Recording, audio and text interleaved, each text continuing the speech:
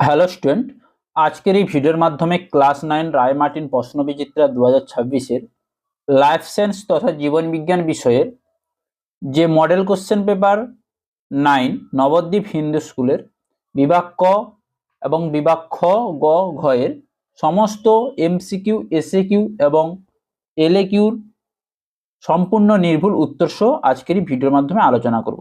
তাই ভিডিওটি স্কিপ না করে তোমরা লাস্ট পর্যন্ত দেখতে থাকো। তো দেখো, বিভাগ ক তে দেওয়া রয়েছে প্রোটিনের গঠনগত একক হলো অ্যামাইনো অ্যাসিড। অপশন বি হবে সঠিক উত্তর, অ্যামাইনো অ্যাসিড। 2 নম্বর দেখো, বেমতন্তু গঠনে সাহায্যকারী কোষীয় অঙ্গাণুটি হলো সেন্ট্রোজোম। প্রদত্ত কোনটি মাইক্রো এলিমেন্টের উদাহরণ? মলিবডেনাম। লিউকোপ্লাস্টিড সাধারণ কোথায় দেখা যায়? লিউকোপ্লাস্টিড সাধারণত মূলে দেখা যায়, কারণ লিউকোপ্লাস্টিড হচ্ছে বর্ণহীন প্লাস্টিড। এরাও সাধারণত উদ্ভিদের যে অংশে সূর্যালোক পৌঁছায় না সেখানে খাদ্য সঞ্চয় করে রাখে, যেমন মূল। শ্রেণীবিন্যাসের সর্বনিম্ন একক হলো প্রজাতি। আরএনএ অণুর গঠনগত শর্করা উপাদানটি হলো রাইবোজ শর্করা। বায়োলজি শব্দটি প্রণয়ন করেন বিজ্ঞানী ল্যামার্ক। অপশন বি হবে সঠিক উত্তর। তাহলে বোঝা গেল বিভাগ ক তে। এবার দেখো বিভাগ খ। প্রথম কোশ্চেন দেখো, সিস্টেমা ন্যাচুরি গ্রন্থের লেখককে? সিস্টেমা ন্যাচুরি গ্রন্থের লেখক হচ্ছে ক্যারোলাস লিনিয়াস। 2 নম্বর কোশ্চেন দেখো, কোন কোষীয় অঙ্গাণুকে আমরা কোষের প্রোটিন ফ্যাক্টরি বলবো? রাইবোজোমকে। সঠিক উত্তর হবে রাইবোজোম। 3 নম্বর কোশ্চেন দেখো, জাইলেম কলায় উপস্থিত সজীব উপাদানটির নাম হচ্ছে জাইলেম প্যারেনকাইমা। 4 নম্বর কোশ্চেন দেখো, প্রথম জোড়ার সঙ্গে দ্বিতীয় জোড়াটি বুঝিয়ে দিতে হবে। সেটি হচ্ছে এখানে দেওয়া আছে, দেখো 4 নম্বরে, যে প্রোটিন হচ্ছে পেপটাইড বন্ধনী, নিউক্লিক অ্যাসিড হচ্ছে ফসফোডাইএস্টার বন্ধনী হয়েছে। এবার দেখো শূন্যস্থান পূরণ। জীববিদ্যার সাইটোলজি শাখায় কোষ সম্পর্কে আলোচনা করা হয়। কোষের গঠন, কোষের বিভাজন সম্পর্কে আলোচনা করা হয়। বোঝা গেল? এবার দেখো একটি পলিস্যাকারাইডের উদাহরণ। পলিস্যাকারাইড উদাহরণ স্টার্চ বা শ্বেতসার বা সেলুলোজ। প্লিহার প্রতিরক্ষামূলক কোষের নাম হচ্ছে ম্যাক্রোফেজ বা লিম্ফোসাইট। ম্যাক্রোফেজ হতেও পারে, আবার লিম্ফোসাইটও হতে পারে। বোঝা গেল? এবার দেখো ঠিক ভুল। অ্যানিলিডা পর্বের প্রাণীদের দেহে অনেকগুলি আংটির মতো খণ্ডক থাকে, এটা সত্য। ঠিক। কতগুলো অঙ্গের সমষ্টিকে তন্ত্র বলবো? এটাও সত্য। ঠিক হয়েছে। এবার দেখো এ স্তম্ভ এবং বি স্তম্ভ। মনেরা। মনেরা হচ্ছে কি? পেপটাইডো গ্লাইকেন। অপশন বি হবে সঠিক উত্তর। প্রতিবর্তক ক্রিয়া শুষ্নাকাণ্ড। সমাঙ্গদেহী উদ্ভিদ হচ্ছে শৈবাল। স্ক্লেরাইড হচ্ছে প্রস্তর কোষ। বোঝা গেল? এবার দেখো বিভাগ গতে থাকছে 2 মার্কের মাইক্রোস্ফিয়ার কি? যে মাইক্রোস্ফিয়ার হলো বিজ্ঞানী সিডনি ফক্সের মতে প্রোটিনয়েড উত্তপ্ত করে জলে দ্রবীভূত করলে সেগুলি স্বতঃস্ফূর্তভাবে যে ক্ষুদ্রাকার গোলাকার কণা গঠন করে তাদেরকে আমরা কি বলবো? মাইক্রোস্ফিয়ার। কোষ পর্দার 2টি কাজ কি? কোষ পর্দার কাজ হচ্ছে কোষ পর্দা কোষের ভেতরের অংশগুলিকে রক্ষা করে এবং কোষের আকৃতি প্রদান করে। আর একটি কাজ হচ্ছে এটি একটি প্রবেদক ভেদ্য পর্দা হিসেবে কাজ করে, যা শুধুমাত্র নির্বাচিত পদার্থগুলোকে কোষের ভেতরে বা বাইরে চলাচল করতে দেয়। 3 নম্বর কোশ্চেন দেখো, মানবদেহে যকৃতের অবস্থান ও কাজ। মানবদেহে যকৃতের অবস্থান হচ্ছে মানবদেহের উদরগহ্বরের উপরের অংশে, মধ্যচ্ছদার ঠিক নিচে এবং ডান দিকে যকৃৎ অবস্থিত। কাজ হচ্ছে যকৃৎ পিত্তরসক্ষরণ করে, যা খাদ্য পরিপাকে সাহায্য করে। 4 নম্বর কোশ্চেন দেখো, জীবদেহে জলের 2টি ভূমিকা।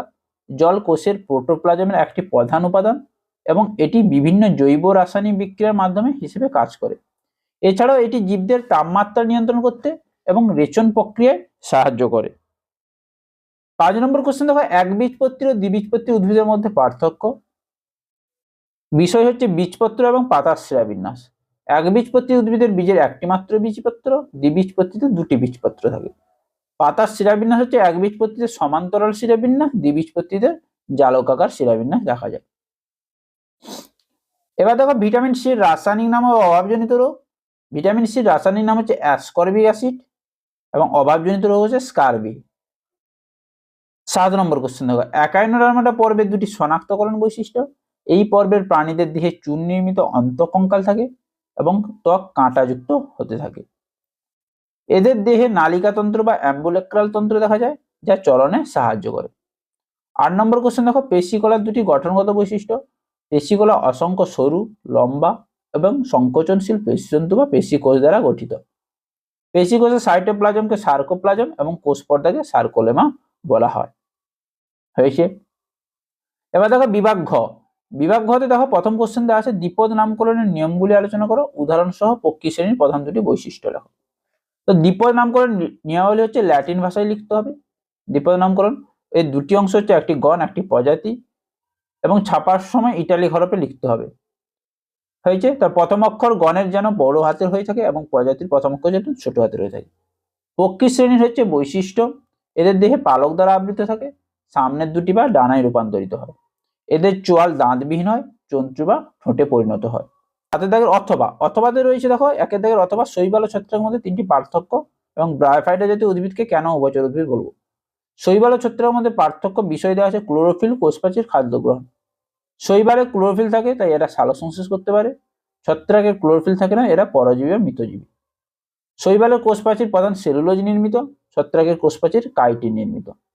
শৈবাল স্বভোজী, নিজের খাদ্য নিজে তৈরি করে, ছত্রাক পরভোজী, অন্য উৎস থেকে খাদ্য গ্রহণ করে।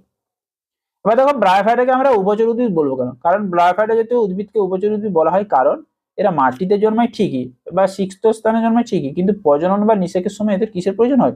জলের প্রয়োজন হয়, আর জলের উপর নির্ভর করতে হয়। অর্থাৎ এরা জল ও স্থল উভয় পরিবেশে জীবনচক্র সম্পন্ন করে বলে ব্রায়োফাইটাকে আমরা কি বলবো? উভচর উদ্ভিদ।